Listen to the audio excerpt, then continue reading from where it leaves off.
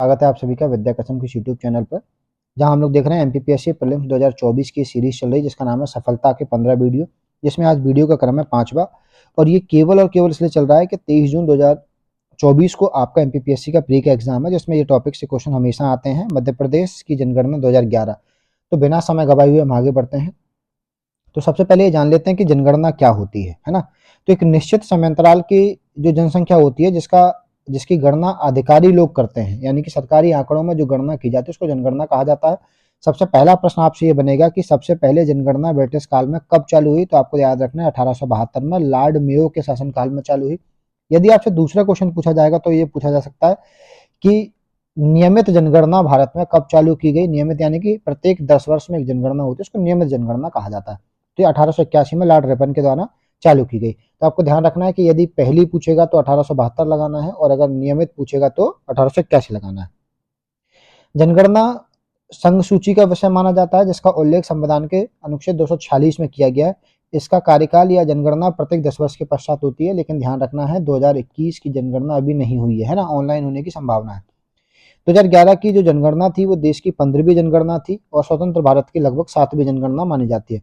मध्य प्रदेश की वो 6वीं जनगणना है। तो आपको याद रखना है कि देश की कौन सी जनगणना है, स्वतंत्र भारत की कौन सी और मध्य प्रदेश की कौन सी है ना। इस जनगणना के क्रम में हम ये जान लेते हैं कि 11 जुलाई को विश्व जनसंख्या दिवस मनाया जाता है। ये विश्व के स्तर पर है। मध्य प्रदेश कब मनाता है तो 11 मई को मध्य प्रदेश अपने जनसंख्या नियंत्रण दिवस मनाता है। जनसंख्या दिवस नहीं, जनसंख्या नियंत्रण दिवस, आपको याद रखना है।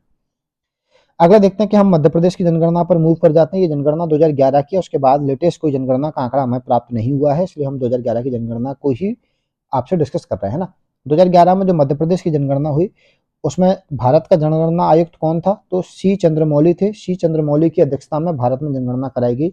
जनसंख्या की यदि बात की जाएगी तो 2011 की जनगणना के अनुसार मध्य प्रदेश संपूर्ण भारत में 6वें स्थान पर आता है। लेकिन 2014 में एक बड़ा परिवर्तन ये हुआ कि आंध्र प्रदेश से तेलंगाना अलग हो गया। तो तेलंगाना के अलग होने से मध्य प्रदेश की जनसंख्या 5वें नंबर की सबसे बड़ी जनसंख्या हो गई, जिसमें पहले नंबर पर उत्तर प्रदेश, महाराष्ट्र, फिर उसके बाद बिहार, पश्चिम बंगाल और फिर मध्य प्रदेश, यानी कि पहला, दूसरा, तीसरा, चौथा और पांचवा। तो अब मध्य प्रदेश यदि वर्तमान में पूछेगा तो 5वां स्थान रखता है। यदि 2011 की जनगणना पूछेगा तो 6वां स्थान रखता है। मध्य प्रदेश की कुल जनसंख्या यदि वर्तमान 2011 के अनुसार देखी जाए तो 7, 26, 26, 809 है और ये कुल देश की कुल जनसंख्या का लगभग 6% है ना। मध्य प्रदेश में पुरुष जनसंख्या कितनी है तो आपको पता चलेगा 51.70 है तथा महिला जनसंख्या 48.30 है ना। ये आपको ध्यान रखना है, ये प्रतिशत में आंकड़ा मैं आपको बता रहा हूँ। सर्वाधिक जनसंख्या वाले जिले कौन से हैं तो इंदौर है, फिर जबलपुर है, फिर सागर है और फिर भोपाल है और फिर रीवा है। न्यूनतम जनसंख्या कहाँ पाई जाती है तो हरदा में पाई जाती है, उमरिया और श्योपुर में पाई जाती है। ये 2011 का आंकड़ा था, लेकिन अगर आपसे क्वेश्चन पूछ ले कि वर्तमान में बता दीजिए कि न्यूनतम कहाँ है तो वर्तमान में न्यूनतम निवाड़ी में है, आगर मालवा में है, हरदा में है, उमरिया में और श्योपुर में है ना। क्षेत्रफल के आधार पर यदि बात करेंगे तो मध्य प्रदेश का कुल क्षेत्रफल अभी 30, 82, 52 वर्ग किलोमीटर है।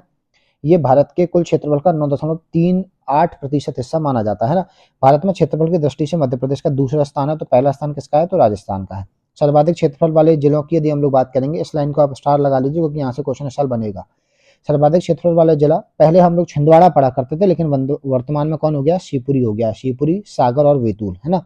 न्यूनतम क्षेत्रफल वाले जिले तो निवाड़ी, भोपाल, ये न्यूनतम क्षेत्रफल वाले जिले हैं। अगर हम लोग बात करेंगे दशकीय जनसंख्या वृद्धि दर तो इसके नाम से प्राप्त हो रहा है दशकीय यानी कि 10 वर्षों में। तो इसका मतलब होता है जनसंख्या वृद्धि का अर्थ है कि 10 वर्षों में किसी भी देश में निवासियों की संख्या या किसी भी राज्य में जो भी जनसंख्या में वृद्धि हुई उसको दशकीय जनसंख्या वृद्धि दर कहा जाता है ना।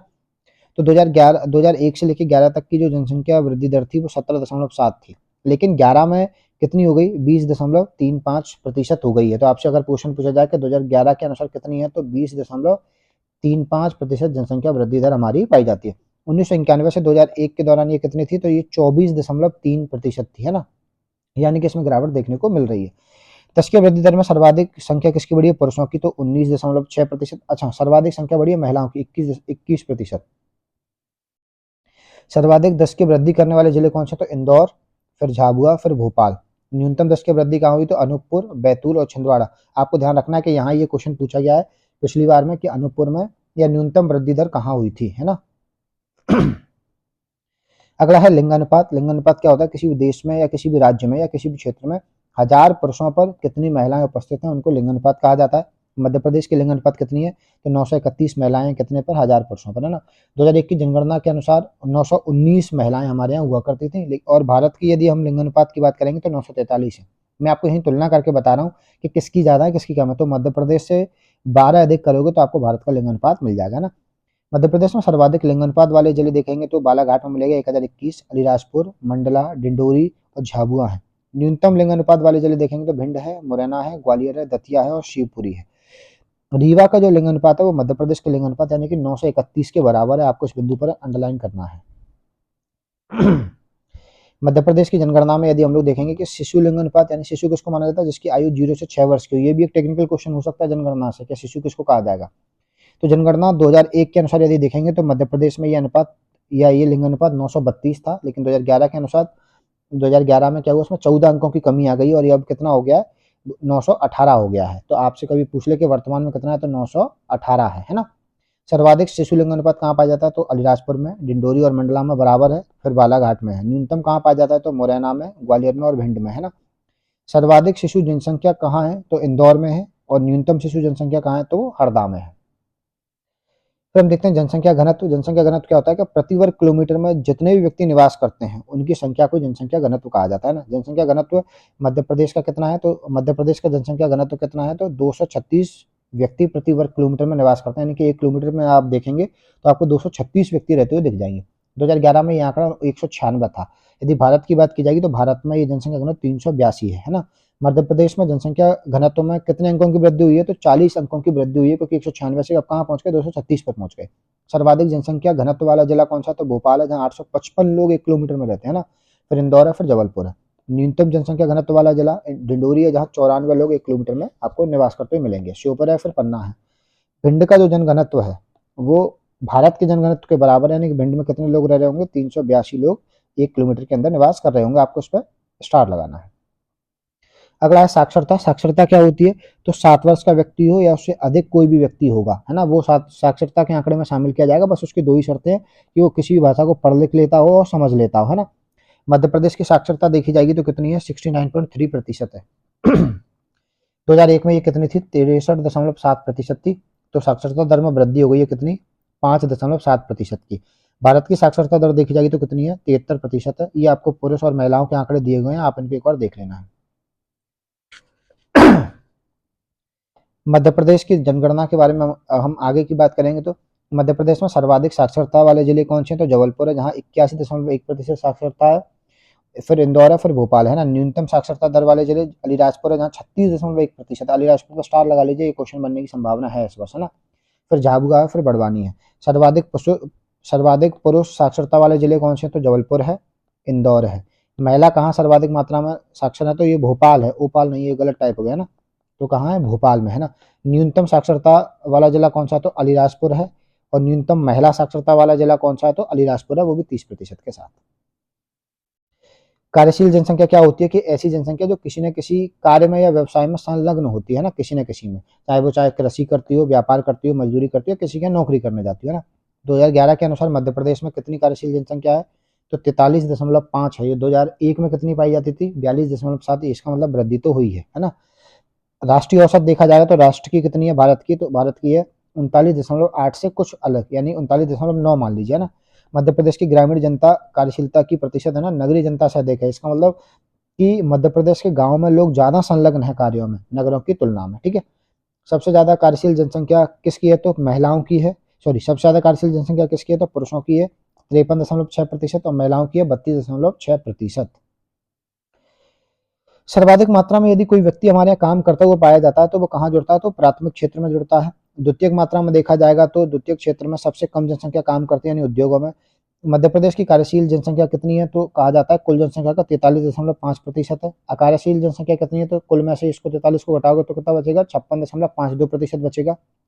सर्वाधिक सहभागिता वाला जिला कौन सा है कार्यशील जनसंख्या में, तो डिंडोरी है, जिसमें ना 55.3% लोग कार्य करते हैं। और न्यूनतम कार्य सहभागिता वाला जिला कौन सा है, तो भिंड है, जहाँ 30.6% लोग कार्य करते हैं। कृषि में कितने लोग काम कर रहे हैं, तो 69.8%, यानी 69.8% लोग कृषि में संलग्न है। शहरी और ग्रामीण जनसंख्या देखेंगे तो सर्वाधिक नगरीय प्रतिशत वाले जिले भोपाल है, इंदौर है और ग्वालियर है। न्यूनतम नगरीकरण कहाँ पाया जाता है? तो डिंडोरी में है, अलीराजपुर में और सीधी में है। सर्वाधिक ग्रामीण जनसंख्या कहाँ पाई जाती है? तो डिंडोरी में है, अलीराजपुर में है। न्यूनतम ग्रामीण जनसंख्या तो भोपाल में है और इंदौर और ग्वालियर में है ना, आपको ये ध्यान रखना है। इसको 2 से 3 बार सुनेंगे तो आपको याद रह जाएगा। धार्मिक जनगणना के आंकड़े हम लोग देख रहे हैं, क्योंकि इस बार ये मान लीजिए कि जातीय जनगणना की बात बिहार में, उत्तर प्रदेश में की गई, तो हो सकता है धार्मिक जनगणना के आंकड़े आपसे पूछ ले। तो 25 अगस्त 2015 को जारी की गई। इसमें 2011 की जनसंख्या को आधार बनाया गया और इसमें हिंदुओं की जनसंख्या 90.89%, मुस्लिमों की जनसंख्या 6.57%, जैनियों की जनसंख्या 0.78%, बौद्ध की जनसंख्या 0.30%, ईसाई की 0.29% और सिखों की 0.21% भी निवासरत है ना। तो आपको याद रखना है। अनुसूचित जाति जनसंख्या की बात की जाएगी तो इनकी कुल जनसंख्या कितनी है? तो ये मध्य प्रदेश की जनसंख्या का 15.6% मध्य प्रदेश में निवास करते हैं। अनुसूचित जाति में लिंगानुपात 920 पाया जाता है। इनकी साक्षरता दर कितनी है? 66.16% है, यानी 16% है। यहाँ सर्वाधिक मात्रा में अनुसूचित जनजाति किस जिले में रहती है? तो इंदौर में, फिर उज्जैन में, है ना। न्यूनतम कहाँ रहती है? तो झाबुआ में और अलीराजपुर में। अगर इनके प्रतिशत की बात की जाए तो सर्वाधिक प्रतिशत किस जिले का है? तो उज्जैन का है, फिर दतिया का है। न्यूनतम प्रतिशत झाबुआ का है और अलीराजपुर का है। देखिए भैया, अनुसूचित जाति याद कर लीजिए, क्योंकि इस बार जनजातियों वाली यूनिट बढ़ी है, तो हो सकता है यहाँ से कोई भी सामान्य क्वेश्चन आपसे पूछ लिया जाए। देखो, बहुत सरल क्वेश्चन गलत करोगे बाहर हो जाओगे, तो आता हुआ क्वेश्चन गलत नहीं करना है, इसलिए बहुत ध्यान से सुनना है। 2 से 3 बार आप इसको सुन सकते हैं। फिर देखते हैं अनुसूचित जनजाति के बारे में। अभी हमने जाति के बारे में देखा था, तो ये मध्य प्रदेश में सर्वाधिक मात्रा में अनुसूचित जनजातियां पाई जाती हैं। 2011 की जनगणना के अनुसार यदि आप देखोगे तो लगभग मध्य प्रदेश की जनसंख्या का 21.1% अनुसूचित जनजाति क्षेत्र या अनुसूचित जनजाति यहाँ रहती है ना। सर्वाधिक अनुसूचित जनजाति जनसंख्या कहाँ निवास करती है? तो धार में, फिर बड़वानी में, न्यूनतम भिंड में और दतिया में। अगर हम प्रतिशत की बात करेंगे तो प्रतिशत कहाँ रहता है सर्वाधिक? अलीराजपुर में और झाबुआ में। अनुसूचित जनजाति न्यूनतम प्रतिशत कहाँ है? तो भिंड में और मुरैना में। आपको ध्यान रखना है कि आप प्रतिशत और सर्वाधिक जनसंख्या वाले जिलों में कंफ्यूज हो सकते हैं, तो 2 से 3 बार इसको सुन लीजिएगा। मध्य प्रदेश की जनसंख्या नीति की बात कर लेते हैं। जनसंख्या को स्थिरीकरण देने के लिए 12 जनवरी 2000 को एक नई जनसंख्या नीति लाई गई, जिसको कहा गया कि 11 मई 2000 के बाद से विवाह की न्यूनतम आयु से पहले यदि कोई व्यक्ति विवाह कर लेगा तो उसको सरकारी नौकरी नहीं मिलेगी। दूसरा ये कहा गया कि 11 मई 2000 के बाद 2 से अधिक संतानों वाले व्यक्ति को भूखंड, कर्ज आदि प्राप्त करने के लिए अयोग्य घोषित कर दिया जा सकता है। हालांकि ये नीति अभी लागू ढंग से नहीं हो पा रही है ना। 11 मई 2000 के बाद ये कहा गया कि 2 से अधिक संतानों को किसी भी चुनाव लड़ने में हम लोग सक्षम नहीं मानेंगे, अक्षम हो जाएंगे, यदि शर्त है कि ये दूसरी जो संतान है वो जुड़वा ना हो। आपको ये ध्यान रखना है कि जुड़वा होगा तो 3 हो सकते हैं ना। 2001 में प्रजनन दर कितनी है? तो 2.1% करने का लक्ष्य रखा गया है। अब हम कुछ ऐसे बिंदुओं की बात कर लेते हैं जिनसे क्वेश्चन लगातार बनते हैं। जैसे 11 मई को प्रत्येक वर्ष क्या मनाया जाता है? जनसंख्या स्थायीकरण दिवस मनाया जाता है। भ्रांतियों को दूर करते हुए परिवार कल्याण मंत्रालय इन सारी चीजों को आगे बढ़ाने का प्रयास करता है ना। 2011 की जनगणना में अगर मध्य प्रदेश के जनगणना निदेशक देखे जाए तो आपने पीछे चंद्रमौली पढ़े थे, है ना, वो भारत के थे। अब मध्य प्रदेश की बात करें तो मध्य प्रदेश में किसने निर्देशक किया हमारा, या निर्देशन किसने किया? तो सचिन सिन्हा ने किया गया। इन्हीं के निर्देशन में एक जनसंख्या नीति को बढ़ावा दिया गया, जो 2000 की जनसंख्या नीति कहा जाता है। मध्य प्रदेश में 10 लाख से अधिक की जनसंख्या वाले 4 जिले हम लोग देख सकते हैं, जैसे इंदौर, जबलपुर, भोपाल और ग्वालियर।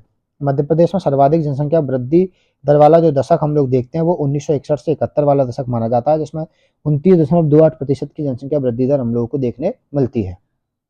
ये कुछ ऐसे फैक्टर जो आपको बाकी किताबों में नहीं मिलेंगे, आप इनको जरूर रट लेना, हो सकता है यहाँ से क्वेश्चन बन जाए इस साल, है ना। देश का न्यूनतम साक्षरता जिला कौन सा है? तो अलीराजपुर है। देखो, मध्य प्रदेश का भी है, लेकिन आपसे यहाँ पूछा क्या है? देश का, तो ऐसा ना हो कि आप कंफ्यूज हो जाए। देवास जिले की साक्षरता दर कितनी है? 69.3%। मध्य प्रदेश की साक्षरता दर कितनी है? तो 69.3%, यानी कि देवास की साक्षरता मध्य प्रदेश की साक्षरता के बराबर है। रायसेन जिले की साक्षरता 73% है। भारत की साक्षरता 73% है, यानी कि रायसेन जिले की साक्षरता भारत की साक्षरता दर के बराबर है। शिवपुर जिले की पुरुष जनसंख्या या पुरुष साक्षरता 69.3, तब मध्य प्रदेश की साक्षरता दर 69.3, यानी कि शिवपुर के जितने पुरुष पढ़े लिखे उतने ही मध्य प्रदेश के साक्षरता दर है ना। राजगढ़ के जिले की पुरुष साक्षरता दर 73% है, जो भारत की साक्षरता दर 73% के बराबर है। आप इन आंकड़ों को 1 से 2 बार देख लीजिए। यदि आप हमारी वीडियो को लगातार सुनना चाहते हैं तो हमको यूट्यूब पर सब्सक्राइब कर सकते हैं। हमारी जानकारी पहले पाने के लिए आप बेल आइकन का बटन भी दबा सकते हैं। अगर आप चाहते हैं कि आपको नए नए कंटेंट्स रील के माध्यम से, शॉर्ट्स के माध्यम से और करंट अफेयर्स की पोस्ट आपको लगातार मिलती रहें, तो आप हमको इंस्टाग्राम पर भी फॉलो कर सकते हैं, जिसका हैंडल्स का नाम है विद्या कसम एजुकेशन। आप यदि इसी लेक्चर को पीडीएफ फॉर्मेट में पाते हैं या पीडीएफ फॉर्मेट में पाना चाह रहे हैं तो आप हमारे टेलीग्राम चैनल ज्वाइन कर सकते हैं जिनका नाम है विद्या कसम एजुकेशन। एमपीपीएससी के स्पेशल नोट्स आपको यहाँ मिल जाएंगे, अपडेटेड कंटेंट आपको मिल जाएगा, जितने भी लेक्चर्स हम दे रहे हैं उसके पीडीएफ नोट्स मिल जाएंगे और मॉडल पेपर आपको मिल जाएंगे। आपको 1 से 2 दिनों के अंतर्गत हम लोग हॉट टॉपिक्स प्रोवाइड करने का प्रयास करेंगे, जिसमें से पेपर में लगभग 80 टू 90% क्वेश्चन फंसने की संभावना होती है।